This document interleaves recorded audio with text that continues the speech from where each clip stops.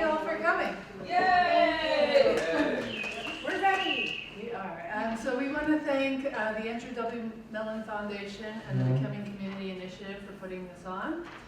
We're really excited to have Dr. Kim Potowiski here tonight. Dr. Kim Potowiski is Professor of Spanish Linguistics in the Department of Hispanic and Italian Studies at the University of Illinois at Chicago. She directs the Spanish for Heritage Speakers program and is the founding director of its summer study abroad program in Oaxaca, Mexico. Her research focuses on Spanish in the U.S. and connections between language and ethnic identity. As a Fulbright scholar, she studied the linguistic and educational experiences of U.S.-raised Mexican youth whose families have returned to Mexico. She has authored and edited over 12 books, including the Handbook of Spanish as a Heritage Language, Mexican Spanish and Identity in Chicago, El Español de los Estados Unidos, Heritage Language Teaching, Research and Practice, Language Diversity in the USA, and Language Identity in Dual Immersion School. She has also written Spanish textbooks, including Gramática Española, Variación Social, Conversaciones Escritas, and Dicho y Hecho. Her advocacy for the value of dual language education and promoting bilingualism and academic achievement was the focus of her 2013 TEDx talk, No Child Left Monolingual. Please join me. Thank you, and thank you for the patience while we got the tech worked out. And I'd like to thank Dr. Tania Gomez, who invited me here, along with the Mellon Foundation support, and Emily and Sarah, and everybody else who had anything to do with my being here today. It's always dangerous to plan a trip from Chicago to Minneapolis in January. When it was snowing this morning, I thought, oh goodness, the flight's going to be canceled or delayed or whatever, but of course it was completely fine. Do y'all get a lot of potholes up here because of your drastic changes in temperature? Because this is what we're living right now in Illinois. It's really bad. It's like really bad. I've blown out like 5 tires so far. So I will find no relief here apparently. But I am super glad to be here to talk about one of my favorite topics, which is heritage speakers. So we've got, let's see, I've got to be conscientious of time now. So we've got till 7:15. I'll try to stop at around 7 and leave time for questions and answers. Although if you've got questions during it, go ahead and raise your hand. And if it makes sense to do it right then, we'll do it right then. And if I say, hold that thought, that means that it makes sense to do it a little bit later on. So let's sort of make it organic like that. Here's what I want to talk about. Who are heritage speakers? What are some of the best practices working with them? And why is this important? No matter where you are in the United States, not just up here. So the canonical definition that we've been working with in the field is that your heritage speaker is somebody in the U.S., okay, who's raised in a household where they're exposed to a non-English language, okay? They may speak that language, so it could be Hindi, it could be Korean, it could be Spanish, it could be French, it could be Chinese, it could be a number of things. Here we're going to be talking about Spanish today, but you could be thinking of any language, okay? They may only understand it, okay? These are what we call our receptive bilinguals. Notice I don't say passive. There's nothing passive about understanding the language, so we call them receptive bilinguals. So this is some kind of bilingual. You may already know that Latinos form 17% of the population in this country, projected to 24%, 1 in 4, by 2050.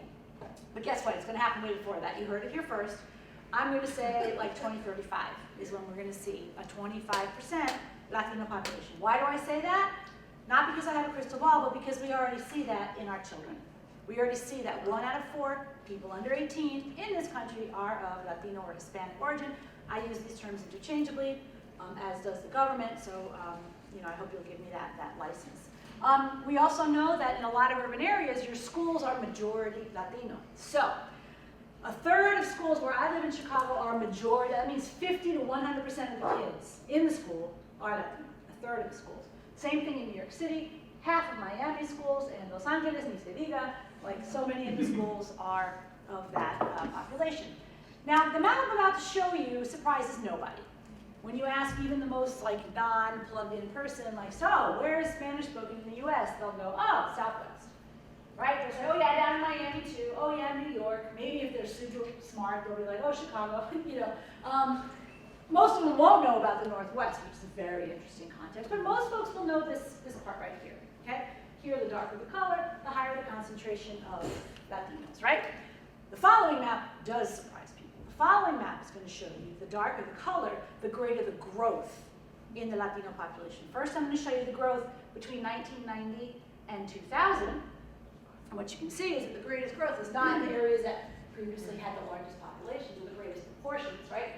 It's in these areas over here, okay? And we see a similar pattern in 2000 to 2010. My understanding is that a lot of this is due to two main industries, so meat packing and agriculture, which are dangerous, dirty, underpaid jobs, right? That we recruit a lot of folks to come up and do, and then sometimes when politicians feel like it, then they'll have raids and then throw the folks out. I'll try not to get too political, but it's hard not to when you're talking about this population. And what I did was I focused in on Minnesota, a little bit of a zoom there. What counties do you think those are, those dark ones that have the 100% or more? Ours. Look at that! What county are we in? Third. And which one is it? The big ones. The big one. That one? The big ones, yeah. Down. Well, where your shadow was. The big shadow. Y'all know where it is. So you're seeing a lot of population growth of your Latinos here, okay? Why is this important? Because there's a high probability that if you are a Spanish teacher, it doesn't matter where you live, today you can no longer say, oh, that's an issue in X place. I don't have to deal with that. Most of us who teach Spanish will encounter heritage speakers, in spite of the fact that most of us, no matter how excellent our graduate programs were, even if we were specialists in second language acquisition, we very likely did not get any exposure to what it means to teach a heritage language. And I hope to convince you today, if you're not already, that these are completely different endeavors.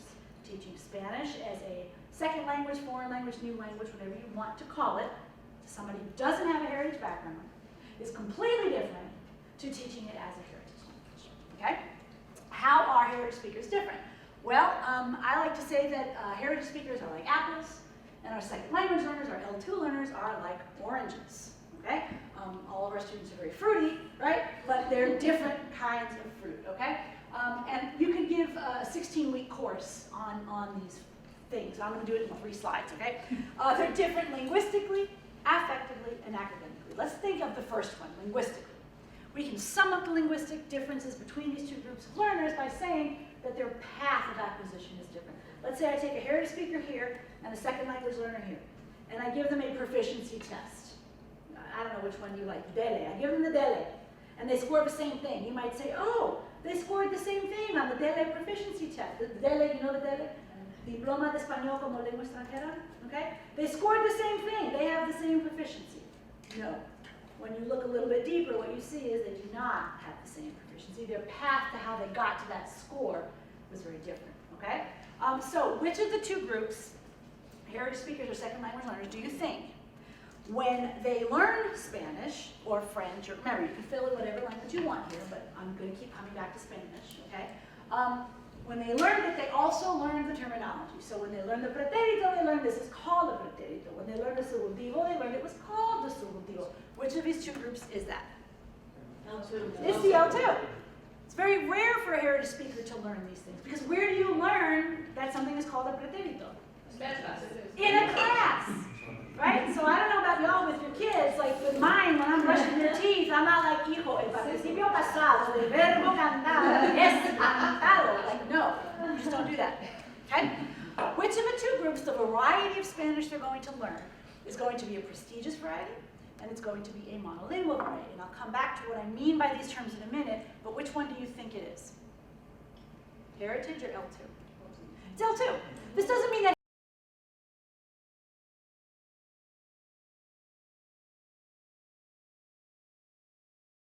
heritage speakers never learn a prestigious monolingual variety. What it does mean is that our heritage speakers often learn a stigmatized variety and or a bilingual variety. Okay? And I will come back to that. Which of these two groups, when they're learning Spanish, they are exposed to literacy? L2. This doesn't mean that heritage speakers are never exposed to books in Spanish in this country, but I'm going to show you some data that it's very rare. Okay? Which of the two, have you ever heard of this thing called the critical period? And you'll see I put it entre comillas. 30 seconds, talk at your table. What is the critical period?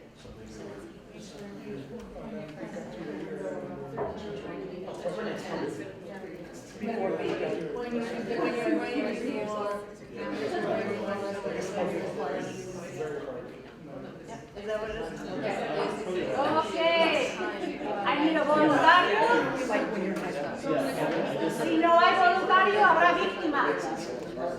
Voluntario víctima. Who wants to say what a critical period is? Yes.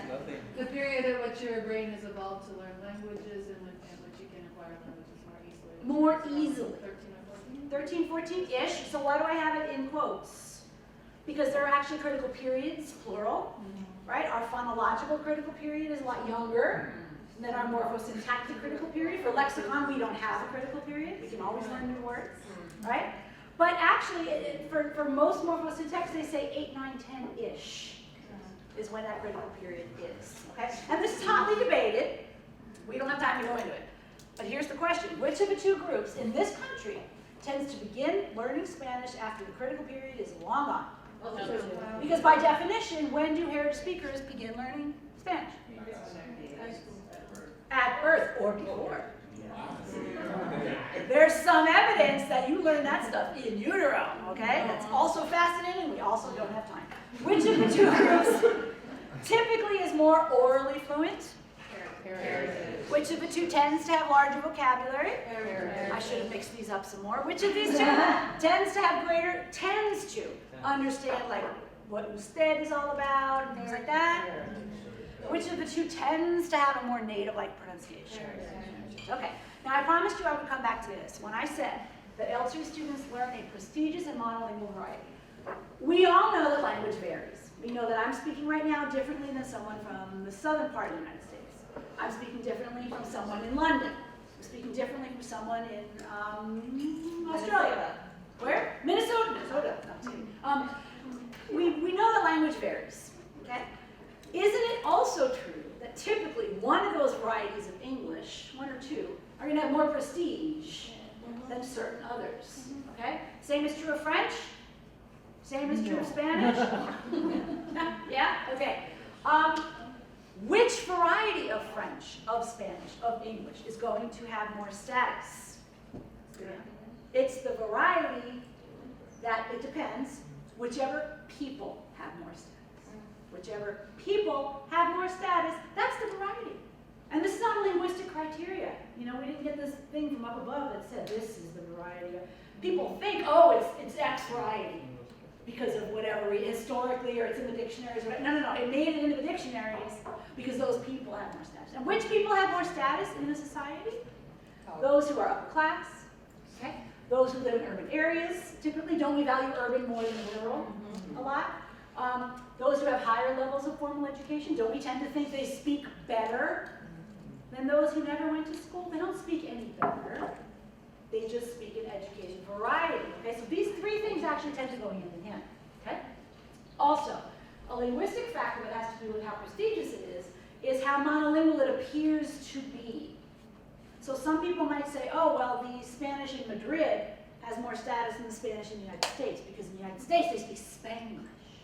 It's influenced by English. It's also better than the Spanish in Lima, because in Lima you see a lot of Quechua contaminating it, right? We have these ideas that contact varieties of language are somehow less valid than these supposedly monolingual. I'm sorry, there's nothing mono, right? What is Spanish? What is, it's bastardized Latin with a little bit of Arabic thrown in there, right? I mean, and Hebrew. And Hebrew. So this idea of pure is not a word that makes any sense when it comes to languages. But yet, we tend to think of it in those terms. Do you know what % of people on this planet are bilingual? Back of the envelope, what do you think? Almost 8 billion humans running around. What % of us are bilingual or multilingual? Más de la mitad. 70, 70? 62. The answer is we don't know. But it's estimated between 50 to 65. So if we want to be conservative, we can say 60. 60% of human beings on this planet are bilingual, okay? And they mix their languages. Yet, we still take this monolingual thing and think it's somehow superior when the majority of humans do not behave in that way. Yeah. Que es bilingüe. 20. Yeah. Yeah. So he's asking what % here in the United States. So if it's 60% of humans on the planet are bilingual, what about the United States? Yeah, no, it's not 60. It's not 50. It's not, it's 20. Well, actually, again, the answer is we don't know.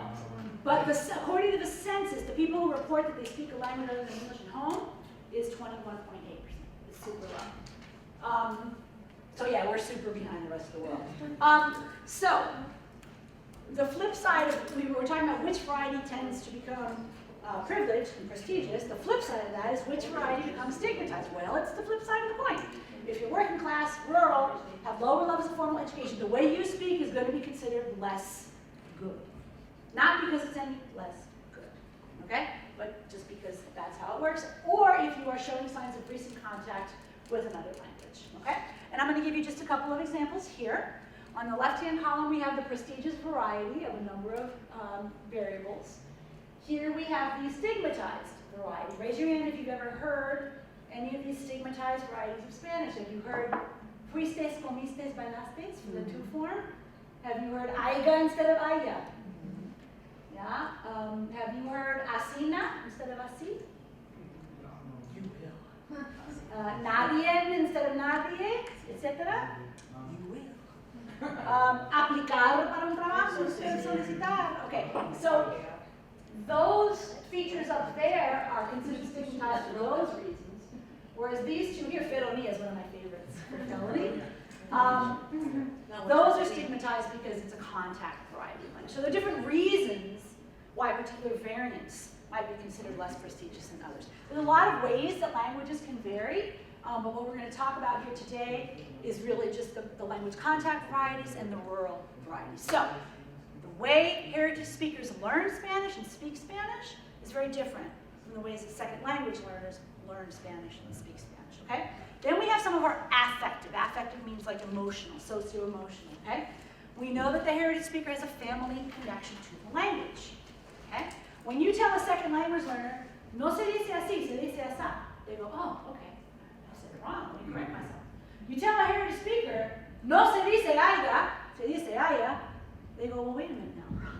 My mama says aiga, my pop says aiga, my abuelita says aiga, right? There's this family connection to the language, so you really got to think about what that means.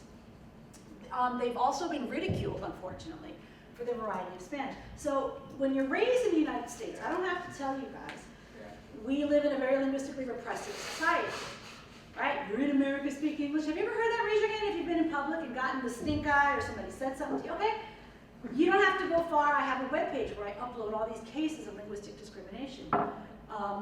Actually, I know of one in your state. Did you hear about the woman in the Applebee's?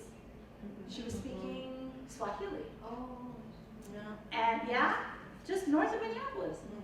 And this white lady was sitting there going, yada yada, you're in America, speak English, right? And the other lady was like, I'm just gonna mind my business and you should mind yours. And then she grabbed a beer mug and smashed her across the face. No. Oh, Yeah. Friendly. oh yeah. And you might say, oh, that's some crazy white lady up in Minneapolis. Like, that's not a big deal.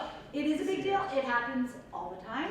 It's happening right now, somewhere in this country. I don't know about the beer mug smash, but somebody's being bullied somewhere right now for speaking a non-English language in this country, okay? If there's a web, I don't think I have the URL here.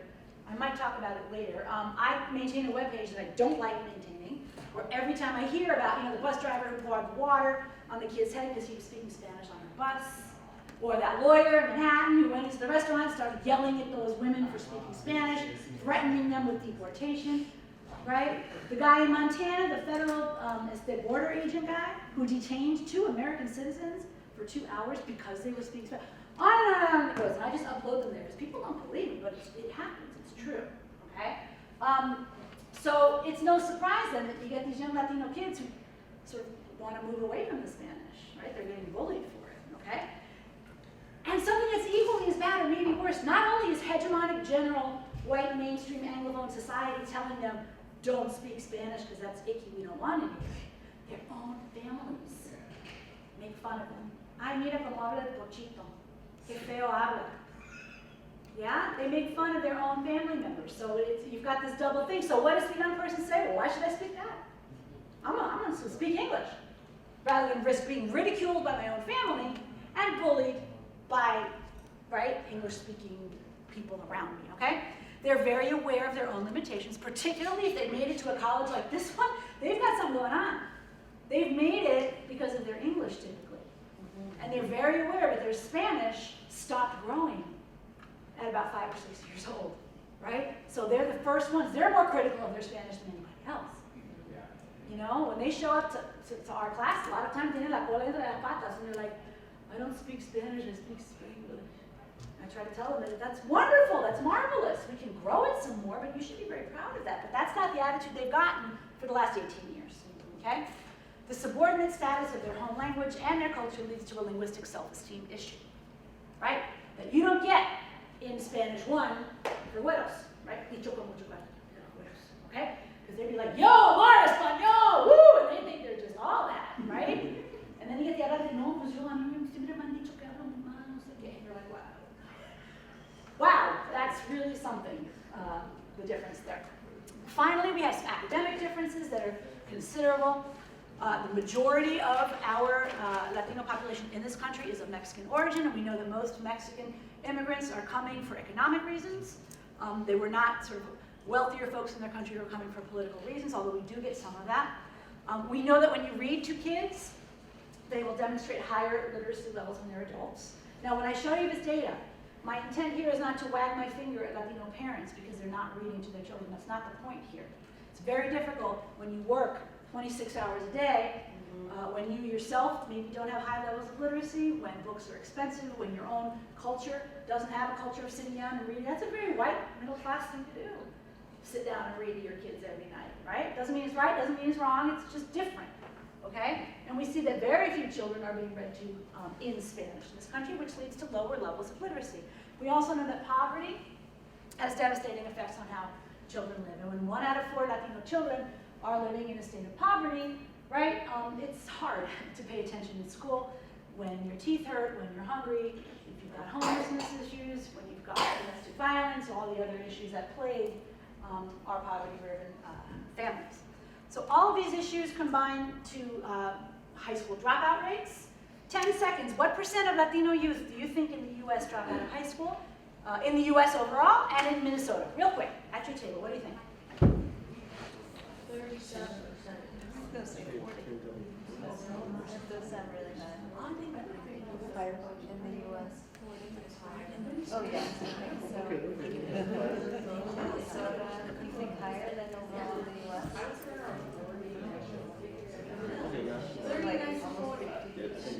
Okay, you ready for the answer? I'm gonna go with 40. Nationally, 1 out of 3 Latino youth drops out of high school. Okay? There's a word that people now use. They don't like the word dropout. Does anybody know the other word that people are now using instead of dropout? They're using the word pushout. Pushout suggests that there's something systematic going on at the school level that is pushing our youth of color out of school. Okay? When you got 1 out of 3 kids not making it, I'm sorry, there's something going on there. Okay? That's by design. Okay? Illinois, I wanted to show you that we're not doing so red hot either, but y'all, that's bad. Wow. Yeah, good. That ain't right. Education gap in Minnesota is the worst in the country right now between, Is that right? yeah. Holy cow. I mean, time is good, we did the math. Like, this is what we found. 40-30. At least in 2012. It could be different, but this is what we found for 2012. Okay? Now, this is very depressing. Here's a little ray of sunshine. Some scholars have suggested that a Spanish heritage speaker course, it's not a magic bullet, okay? But can it do better in our high schools to get kids engaged, to get them to graduate, to serve as a bridge to get them into college? Right? So when you're in the college context, you can think of recruitment, retention, and graduation rates. You can think of your Spanish program as an absolute part of your diversity mission, okay? But you gotta do it right.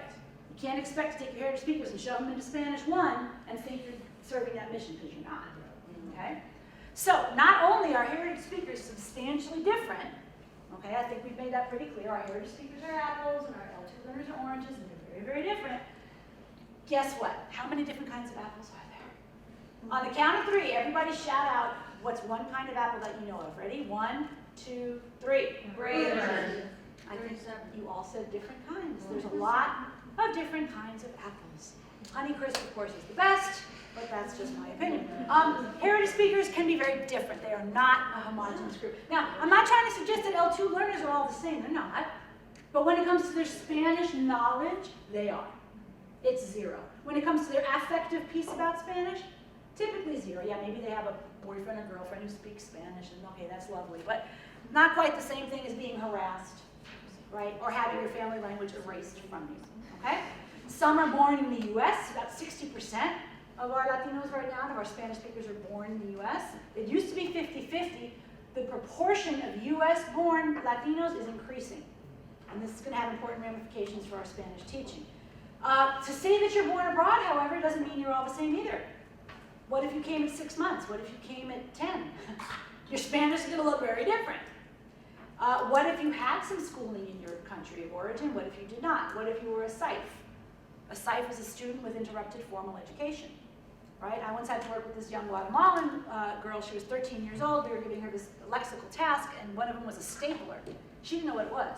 She'd never seen a stapler before, because she'd never been to school, okay? The kid may have been raised here in the US, may have attended a dual language school, where they've got a lot of rich input in their Spanish, but most kids do not. If abuelos are in the house, this is called abuela factor. This is important. If abuela's in the house, your Spanish is going to be rocking. Much more than if you did not have abuela in your house. Okay? All these different factors will contribute to your Spanish. If you're the firstborn kid, your Spanish is going to be a lot stronger than if you're the fourthborn kid. Why is that? Puede ser que los que nacen primero hablan la idioma y luego cuando están en la casa con sus hermanos que son menores hablan más Ahí inglés. está. Los hermanos mayores go to school, they learn English, they come home and they speak it to kid 3 and to kid 4. Kids 1 and 2 tend to come very quickly within each other, studies have shown, and they tend to be raised pretty much in a monolingual household, right? And then they go to school, come back, kids 3 and 4, right? Get that input in English from their older siblings. Also, what we've seen is that their naming patterns change. Kids 1 and 2 tend to be like Guadalupe, Rosario, Jesus. Kids 3 and 4 are like Brittany and Jonathan. It goes hand in hand with a certain kind of acculturation, okay? So I'm going to show you 5 profiles. We have somebody like Marta, que nace en México, llega a los 7 años, viene de un ranchito rural. She does have some non-prestige features of Spanish. She went to school intermittently. She spent 3 years in what we call a bilingual ed program in the US. Let me tell you, there's nothing bilingual about transitional bilingual education programs in this country. That's a separate talk. You'll have to have me back. And I'll rant about bilingual education. And she speaks all Spanish at home with her parents because she's firstborn, but then she speaks 50-50 with her siblings. Have you ever seen or met a student kind of like Marta? Yeah? Okay. Then you have Luis, que nace en Estados Unidos, pero vivió as Puerto Ricans or citizens. Some of them will live this sort of va-y-ven cyclical migration. Entonces el niño estuvo unos años en Santurce, pero de muy chiquito, no asistió a la escuela allá. No cursó ningún programa bilingüe. He speaks about like mitad, mitad, muy mezclado con sus papás, and he speaks only English with his siblings. So, whose Spanish do you think will be stronger, Luis's or Marta's? Marta, ¿por qué? Más contacto con la lengua. Claro, estuvo 7 años in a monolingual environment. She went to school. Her Spanish is going to be a lot stronger. This kid didn't attend a day of schooling in Spanish in his life. But they're both heritage speakers. So let's imagine they're both now 18 years old and they're in your class. Okay? You've got to do some different things. Then you have Roberto, que nace en Argentina, llegó a los 10 años, regular schooling, regular schooling, middle class family, and he speaks what everybody considers a very prestigious variety of Spanish. Am I wrong? Am I wrong? No, you're sick. But we get a lot of this, where the argentinos piensan que, su español es mejor de la galaxia. Okay. He's a heritage speaker as well. Y él va a tener un español mucho más fuerte que el de Luis y que el de Marta. Okay? Now you might say to yourself, okay, he came at 10. At what point is somebody not a heritage speaker anymore and is a native speaker? Okay, there's no magic number. There's no magic birthday. But what we tend to say is around 12. What happens at 12? At 12, in Spanish, you have acquired most of your morphosyntax, and what you have acquired, you will not lose. You will not lose it. You can forget lexicon, you can get slower at retrieval, but you will not lose your basic morphosyntax. Okay? So a kid who comes at 12, we tend to say that they're linguistically an adult. Now, when both my kids were 12, I can tell you they were not adults. Okay? But linguistically, that's the cutoff that we use. Okay? So that's why we still say he's a heritage speaker. Then we got somebody like Carolina, que nace en Estados Unidos, los papás también. Her grandparents are from Honduras. This girl spends everything out of her mouth is in English. But every night she's at home with abuela watching novelas. Okay, she's getting that input. She understands abuela, she understands the novelas. Okay? But it says she speaks Spanish. That's not entirely true. She listens to Spanish. Yo no sé cómo se comunica con la abuela, but they understand each other. They manage to communicate.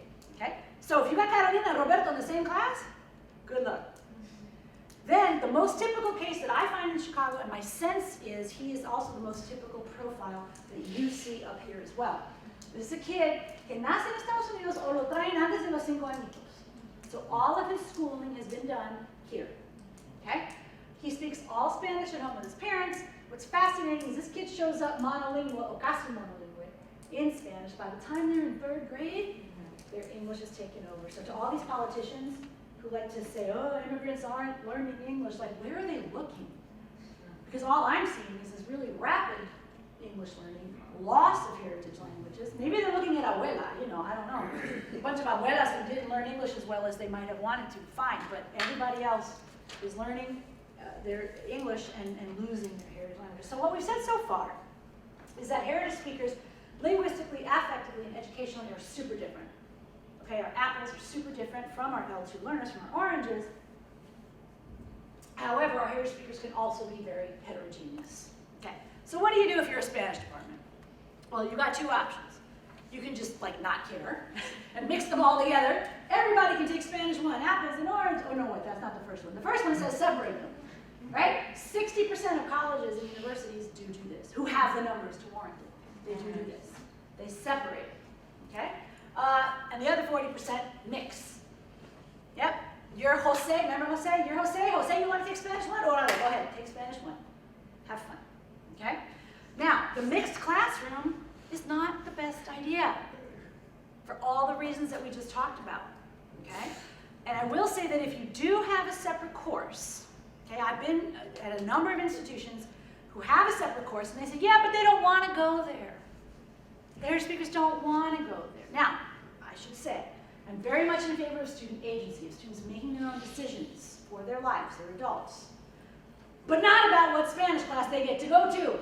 When you take a math placement test and it tells you to go to Math X, that's where you go. You don't then show up and say, no, but no. Your placement test says you go here, unless there's some super extenuating circumstances. That's where we who have PhDs in math, who understand math pedagogy and math education, believe you will have the best experience. So how come in Spanish we don't get to do that? How come, no, it's where they say they want to go. I'm sorry, I don't buy it, okay? Heritage speakers should not be allowed to take classes designed for foreign language students if you have validly tested their Spanish and shown, not because they're apellido as Jimenez or something, right? But because you have shown that their profile fits with the heritage course that you have created. And the reason I feel so strongly about this is because think about English, right? How many of y'all went to college here in the United States?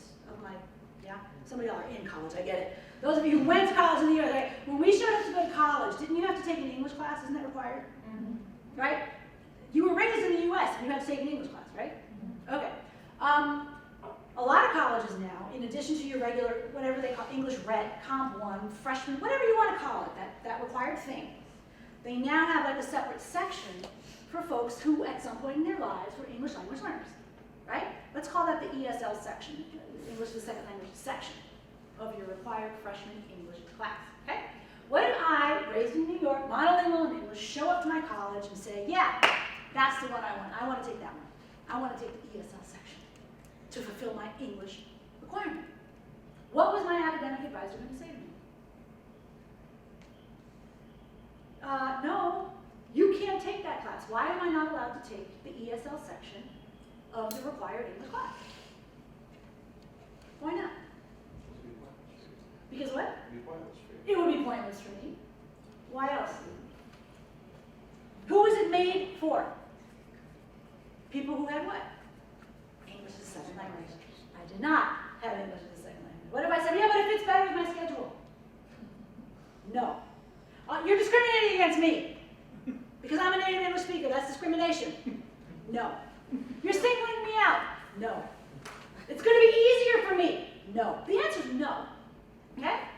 And that's the argument that I use, why we should not let heritage speakers take SSL, Spanish as a second language, classes when they don't belong there. Okay? If you've got the linguistic background to place into the heritage speaker course that your Spanish department probably fought tooth and nail to get, you better believe that's where you're going. Okay? Now, sometimes what I hear is that we don't have enough students on our campus to form a separate section. And I say, really? Because here's all your Spanish 1, 2, and 3 sections. You tell me you've got one heritage speaker hanging out in here, you've got one here, you've got none here, you've got 2 here, you've got 1 here. You've got enough. Pull them all out and take one of your 15, in this example there's 15, okay? You were budgeted for 15 classes. Your dean gave you money for 15 classes. You can turn one of them into a heritage class, okay? And then find all your heritage speakers that are hiding all over the place and put them in there, okay?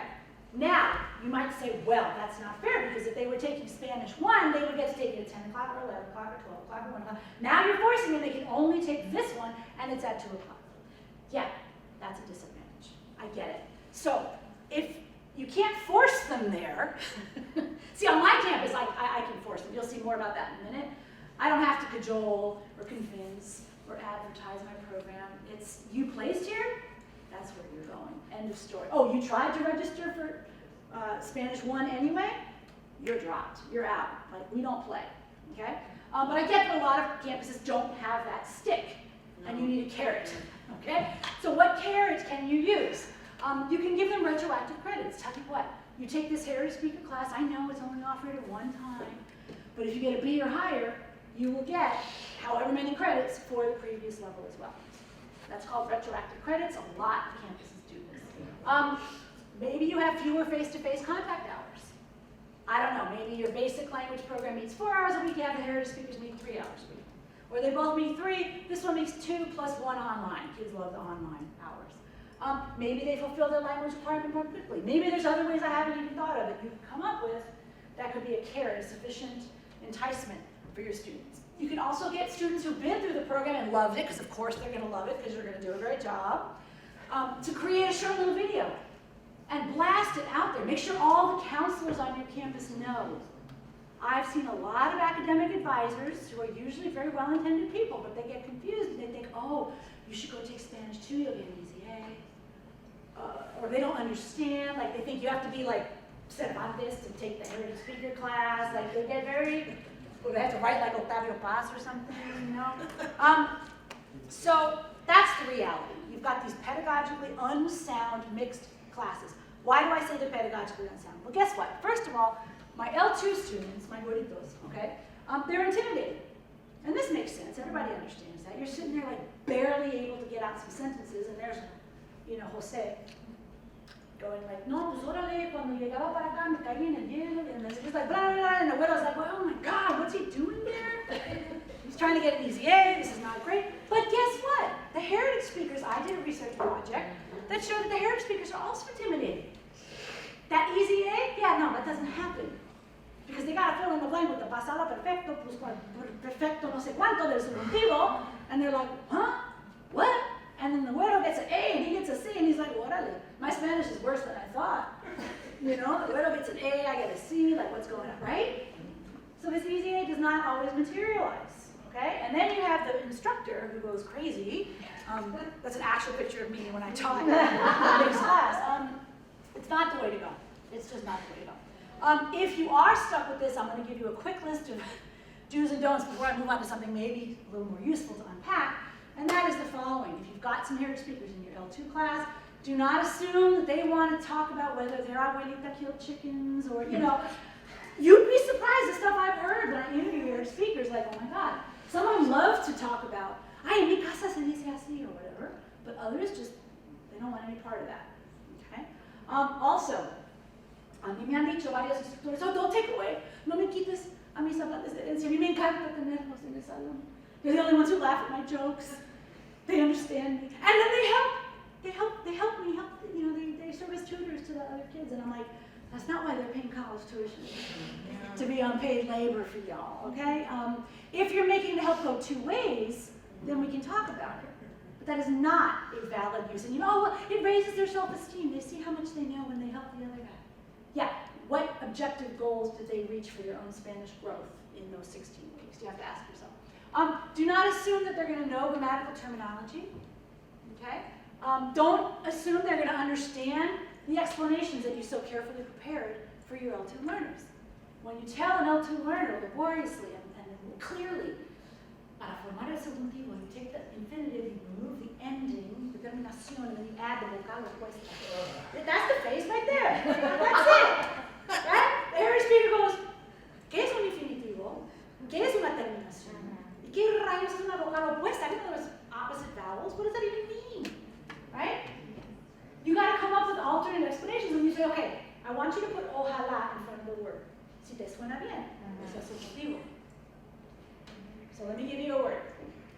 Venga. Is venga subjuntivo or no? Put ojalá in front of it. Ojalá venga. ¿Suena bien? Ojalá venga a la clase. Could you hear somebody say ojalá venga? Pues sí. So es subjuntivo. You could also say ojalá venga. But ojalá venga doesn't sound right. Let me give you another one. Comieron. Ojalá comieron. No.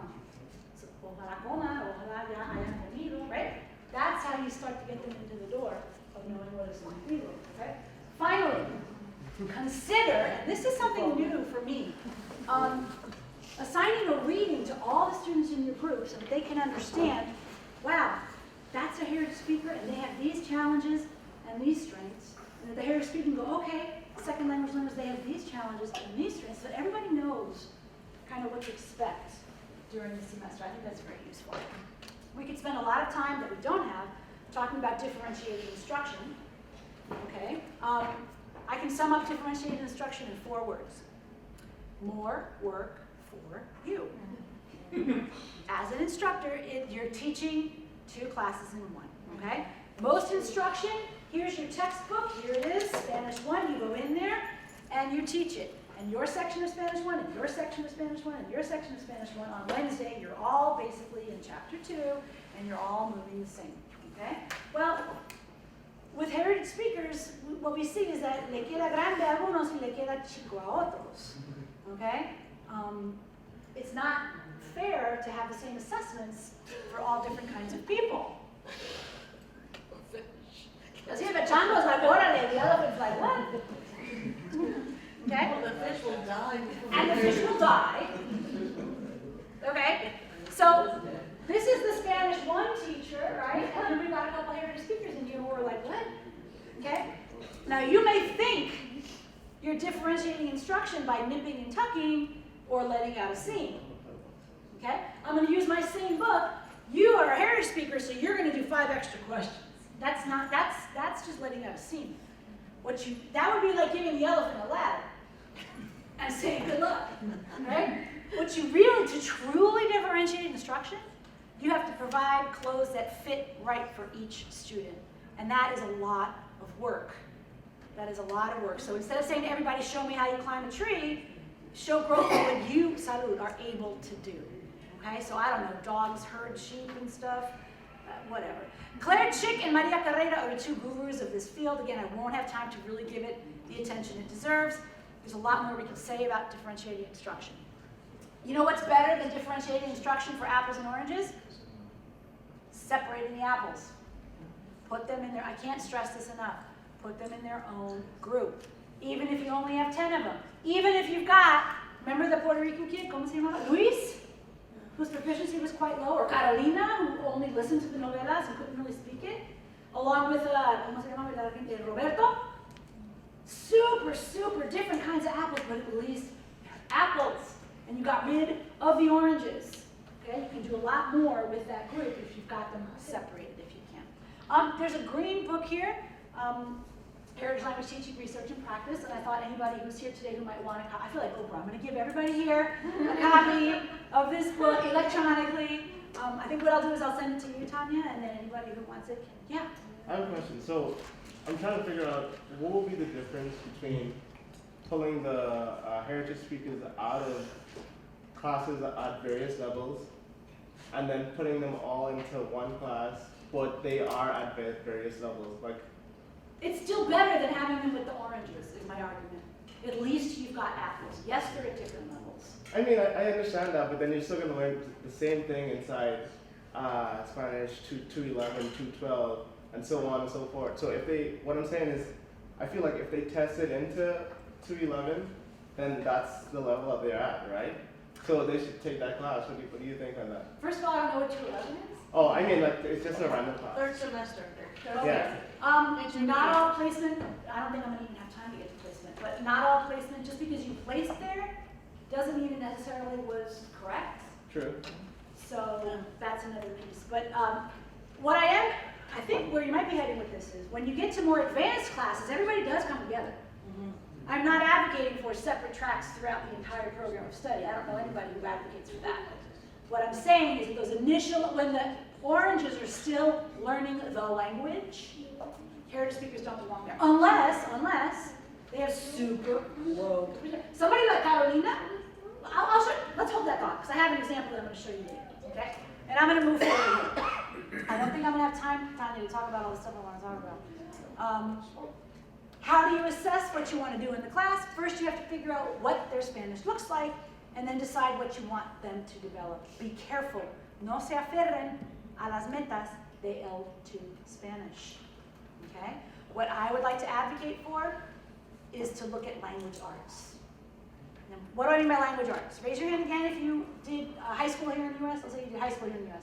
You took English, right? What did you do in those English classes? Reading, writing, Speaking, analysis. Okay? That's what I'm talking about. Do that in Spanish. Okay? But I'm not saying go to Mexico or Venezuela or Argentina and grab a Spanish language arts book and bring it here and use it. You can't do that either. Okay? So you have to have some linguistic support, which I might call L2-ish. It's got some support to it. So if your students are kind of weak, your program might look half language arts like and half L2 like, meaning that there's lower level skills that you're focusing on. My students are more proficient. So my program is like 3/4 language arts, and I'll show you more about that in a second. Is there value to teaching heritage speakers grammatical terminology? We might agree to disagree on this point. I happen to be somebody who believes that I don't care if they ever know what a pretérito is in their life. I really don't. If you're going to be a Spanish teacher, lo siento, mijo, you got to learn it. But if I have you for 1 semester or 2 semesters, and then you're going to go on with your life and be a productive human being, I don't care if you don't know what a subjuntivo is, if it bites you on the butt. I really don't. That's my choice. I don't want to spend my precious time making sure you can tell me the difference between a pretérito and an imperfecto y cuándo se usan y cómo se forman. I don't think that's important, but that's me. Okay? And some studies have shown that after you teach heritage speakers grammatical terminology, their production does not change. Like, you're not going to get them to alter their systems, okay? Sometimes even it can confuse them more, okay? If you're using L2 explanations, okay? It just might not work. I'm going to conclude with an idea about quote-unquote standard language, okay? We know that we talked about this earlier, right? We said that what's considered most prestigious is the variety that's spoken by the people who are most prestigious, right? Okay? We know that Spanish has standardized spelling, que yo sepa, lápiz se escribe igual, todo el mundo hispanohablante, right? But that's it. There's nothing else standardized about Spanish. We know that the syntax varies. Some people say que quieres tú, others say que tú quieres. We know that the morphology is different. Some people say que tú estás, and others say vos estás. We know that the pronunciation is different, right? And we know the lexicon is different. I bet everybody in here has a funny joke about how this one word in their dialect is perfectly innocent, and then they said it somewhere else and they got, slapped in the face or something, right? Everybody has that. So I want to conclude with this metaphor, which I stole from Ana Celia Centella, a very famous linguist. She came to my campus when I was a grad student and presented this. And I was like, oh my God. So I started using it. And then I confessed to her like 10 years later. I'm like, profesora, le robé lo de la boda y la playa. And she said to me, no te preocupes, mi hija, yo se lo robé a otra persona. Don't worry about it. So it goes like this. When we go to a beach, we wear certain kinds of clothing, right? What do we wear to a beach? Not a trick question. Bathing suit. Bathing suit. So if you're like, oh, I don't know, Justin Timberlake, you might go like this. Now, what if he has to go to this wedding in the evening that looks to be in a temple or a church or Something like that. What would happen if you showed up vestido así? I assume. ¿Qué? Well, by me, I'd be like, no, but what would people say? ¿Qué loco, qué descarado, qué le pasa, qué viene? Está vestido de manera totalmente ¿Cuál es el contexto? inappropriada. Every time I point to you, you have to say inappropriado. Okay? Now, what if he went to the beach vestido así en un día normal y corriente, not somebody's beach wedding? ¿Qué diría la gente si llegara a la playa así? Está vestido de manera, se estará asando el tipo para lo que tiene, está loco. Okay? Now, here's the crux of my question. Can a bathing suit be incorrect?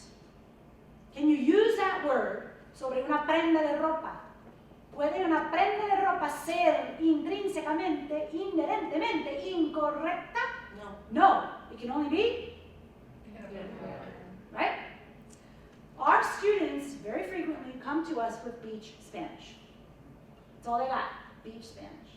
And they come to our classrooms, which we consider to be weddings. Right? And you figured out, I'm not talking about beaches and weddings, I'm talking about communicative events and the levels of formality. Okay? So when our students show up saying, Aiga, y tú fuiste, y la rufa está liqueando, or whatever it is they're saying, and we go, oh my God, pero ¿cómo te atreves? Quítate eso, quémalo, nunca lo quiero volver a ver en mi clase, nunca más. We could do that, we could humiliate the student. Sure, why not? They're used to that. Their whole lives they've been humiliated. Okay? But to tell them to take this off and they never want to see it again, guess what? They will need it every time they go to the beach. Another approach might be to say, okay, at least he's not naked. He's got something on. Okay, ven conmigo, vámonos para Macy's, vámonos. And then we take him to the men's section and we buy him some shirts and we teach him that. And he's going to get it wrong. He's going to put the tie on his head. He's going to put the shoes on. How long did it take you to develop academic language? I'm betting more than a semester. Okay? But isn't that a better approach to say, hey, let's add to what you have instead of let's shame you for what you showed up with? Okay? Also, again, the word incorrect, if you use that word to talk about something that a community uses, you're showing a lot of ignorance. Incorrect is not a word that linguists use. Okay? We can only use. Now, if we look inside their closets, our heritage speakers only have their beach clothes in their closets. Their Spanish closet only has beach stuff. Look at their English closet, it has both. Why is this the case? Well, because they're raised here in the US. Every time they've had to do anything formal, speak to a landlord, talk to the manager of the bank, write, I don't know, and they'll say every formal communicative event has been in English. So they don't know that Aiga is not appropriate for formal context. They don't know that la ropa está liqueando would be considered informal. Where would they have learned that? Right? So why do we as professors think, ay, pero mira, ¿cómo te, vienen hablan tan mal? No, no hablan mal. They speak the way that has served them perfectly well for their whole lives until they showed up. And I actually show my students this. This isn't just for us. This is for students themselves to understand. And I like to show them this too. Because we all, they know who Tupac is, right? Well, this is usted, Pac.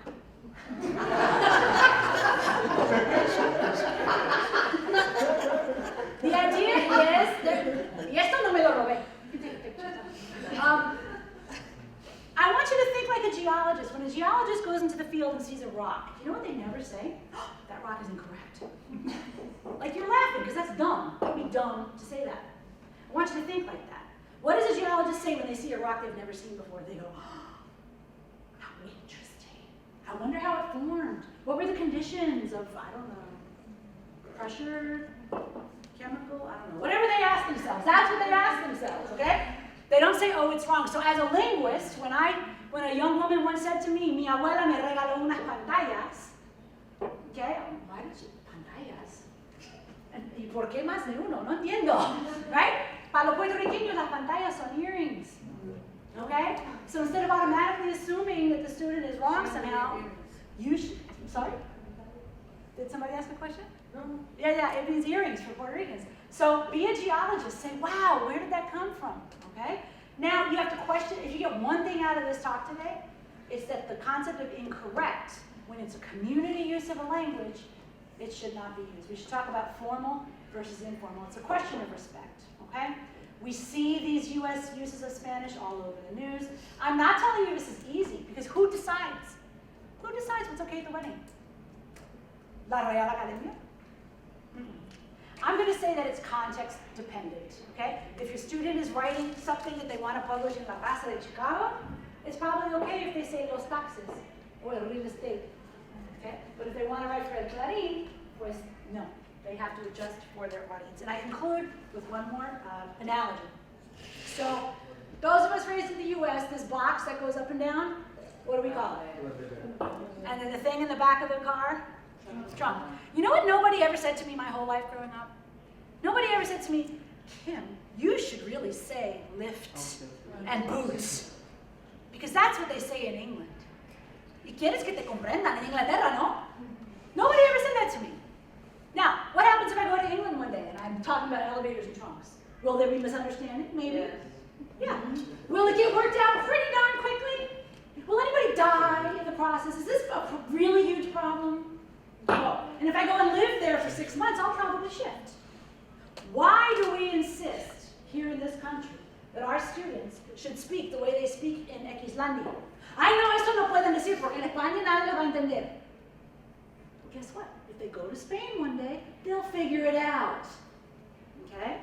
Until they do, they are in the 5th most populous Spanish-speaking country on the planet. And it's perfectly valid for them to speak the way they speak here. I know, pero en Argentina nadie va a entender eso. Tell you what, when they go to Argentina, they will negotiate meaning, just like I do when I go to England. Does this make sense? I think this point is super important. We should not be exerting some external norm on our students. There's really no reason for it. Even the Real Academia accepts the word estadounidismo. If you need their approval, there you go. You got it, okay? The bilingual is not dos monolingües unidos por el cuello. That's not how it works. Languages are constantly changing, okay? I do have to conclude here. I had a lot more to say about our program at UIC. We mostly have Jose's. Our program has grown tremendously. We have almost 600 students per semester. So I get it that our context is a little different from yours. Our students tend to be quite proficient, and we have made certain decisions to focus more on text level goals and not on sentence level goals. Okay? I can talk more at length if anybody wants to stay. The best compliment I ever get is when students come back after the program and they say, I was writing this paper for my X class or whatever in English, and I'm just a better writer now. Like, I write better now because of this class. Like, I hope they improve their Spanish too, you know, they usually do. But this to me is an important piece for closing that Latino achievement gap that we talked about earlier. It can really help them become better thinkers, better analysts of complex arguments. This is what you do in college, you argue. You read a piece about, you know, the minimum wage should be increased, and then a piece that says, no, it shouldn't be increased, and then you make up your mind, and then you argue it. That's what being engaged citizen is all about, and that's what we're trying to push with our program. Anybody who wants more information, I can tell you more about that, and I think what I have to do now is conclude. I think I'll go to my final slide. Oh, here are some resources. I have a website that's got some resources, and this right here is the best thing ever. If you want, take a picture of it. Hang on. This. I was telling you about this in the car, Tanya. This is free. It's online. All you got to do is get an account. You know, sign up for an account. It's got 8 modules with videos and cool stuff, bells and whistles. And if you're somewhere where you just can't get access to training and teaching heritage speakers, this is where you want to go. Okay? You want to do these online modules. And other than that, I think I already told you, this is a moderately shameless self-promotion of my book. I'm going to give you all a copy of it. And I think I'll conclude here. Thank you very much.